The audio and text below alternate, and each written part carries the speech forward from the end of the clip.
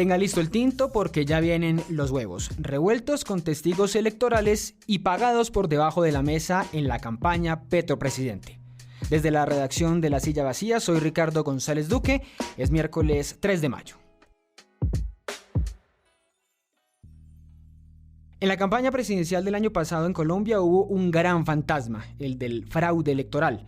El presidente Gustavo Petro, siendo candidato, fue uno de los que alertó sobre la posibilidad de que se robaran las elecciones e incluso alcanzó a hablar de suspensión de la primera vuelta. Por todo eso, su campaña abrió una convocatoria para montar un ejército que evitara que ocurriera ese fraude en las elecciones. Un ejército que lo conformaron los testigos electorales, principalmente jóvenes que trabajaron de cerca en los puestos de votación para vigilar que no se enredaran esos votos del pacto histórico.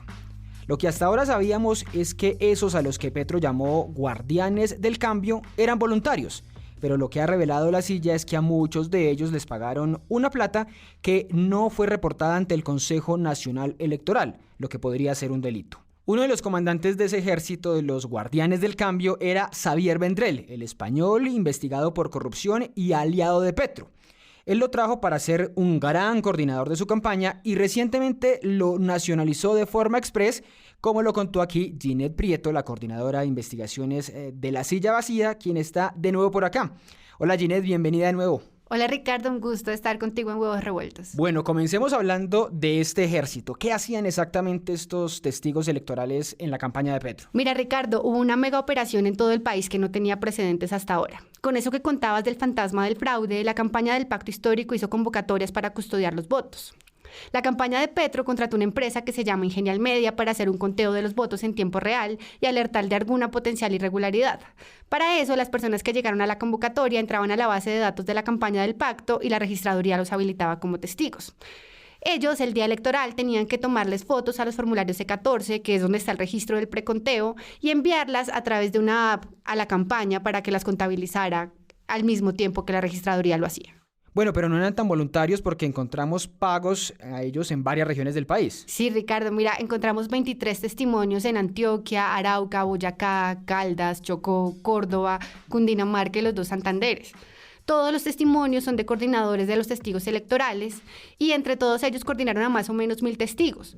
Todos reconocieron que la campaña de Petro hizo pagos que iban entre 30.000 y 60.000 pesos por su gestión. Ellos explicaban eso como un auxilio que le daban a los testigos por alimentación, hidratación y transporte. En algunos casos nos explicaron que esa plata estaba incluida, el equivalente como de una recarga de datos para que los testigos pudieran hacer la transmisión en esa app que había habilitado la campaña. ¿Pero esta plata que les dieron fue solo por un día? Sí, mira, y lo que encontramos fue que pasó en primera vuelta. Para segunda había una expectativa de pagos, pero al final, según los testimonios que recogimos, nunca hubo ese desembolso. O sea, ahí sí los dejaron viendo un chispero. Pero entonces, ¿cómo les pagaban finalmente? Mira, todos los testimonios coinciden en que les hacían giros a los testigos que podían reclamar con su cédula a través de plataformas como Supergiros, Su Suerte o Su Red. La campaña tenía esas cédulas porque tuvo que escribirlos en la registraduría. Claro. Y resulta que pasó algo muy particular para la segunda vuelta, que terminó enterrando todo lo que denunciaban en medio de la ola de información tras la victoria de Petro.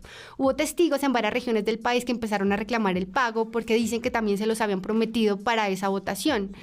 Y resulta que reclamando ese segundo pago terminaron mostrando pruebas de que sí habían recibido pago en la primera vuelta. Bueno, pero el hecho de darles dinero a los testigos no es ilegal. El problema aquí que ustedes encontraron fue que la campaña no reportó esos gastos al Consejo Nacional Electoral, que sí era una obligación legal. De acuerdo, Ricardo, y no solo eso, el tema es que solo con los pagos que encontramos la campaña del presidente Petro en primera vuelta se habría volado los topes de gastos electorales.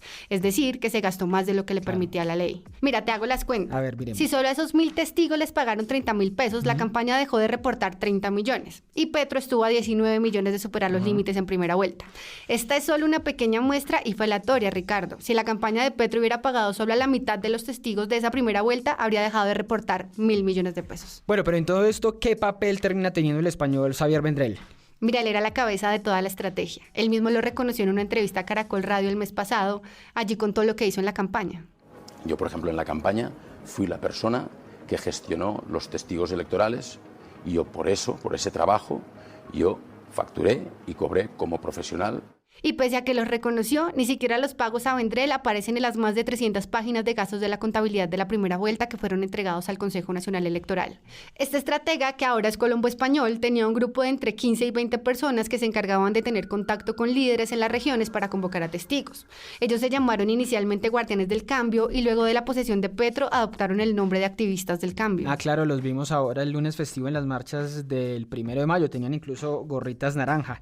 Pero esto de lo que estamos hablando, ¿cómo termina afectando al gobierno? ¿Cómo queda parado el gobierno después de esto? Bueno, pues mira, hay una ley que se aprobó en 2017 que estableció que ocultar gastos y pasarse topes electorales eran delito. Esa es pura ley efecto de Brecht, que ocurrió con otras campañas presidenciales. Sí, y la responsabilidad de la contabilidad de una campaña recae sobre los candidatos y el gerente. En este caso, el gerente de la campaña fue Ricardo Roa, quien la semana pasada asumió como presidente de Ecopetrol.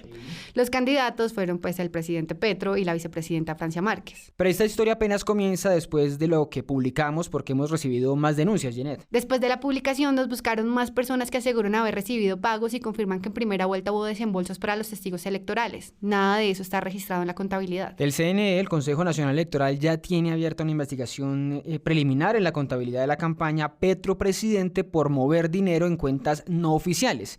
Los pagos a testigos electorales muestran que hubo al menos otro camino por el que no se registró la plata. Ginette, muchas gracias por pasar de nuevo por acá. Gracias a ti por la invitación, Ricardo.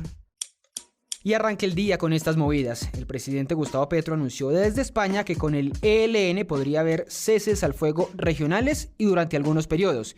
Es una propuesta que el gobierno va a llevar a la mesa de diálogo en Cuba, según dijo el presidente, para empezar a generar confianza. En Cali, un grupo de uribistas quiere declarar persona no grata a la vicepresidenta Francia Márquez después de que lanzara vivas a la primera línea. La gobernadora del Valle, Clara Luz Roldán, también le respondió y le recordó los delitos cometidos por algunos de esos jóvenes durante el paro. Y siguen los movimientos en los ministerios. El nuevo ministro de Transporte, William Camargo, pidió la renuncia de todos sus directores, incluido el del Invías, Juan Alfonso Latorre. Y en Minagricultura renunció el director de la Agencia de Desarrollo Rural, Diego Bautista, uno de los hombres más cercanos a la exministra Cecilia López. Todas las movidas de poder ya están al aire en lasillavacía.com, en nuestras redes y en el en vivo. Y por acá, cada mañana reciba su desayuno político favorito. Soy Ricardo González Duque y nos escuchamos mañana.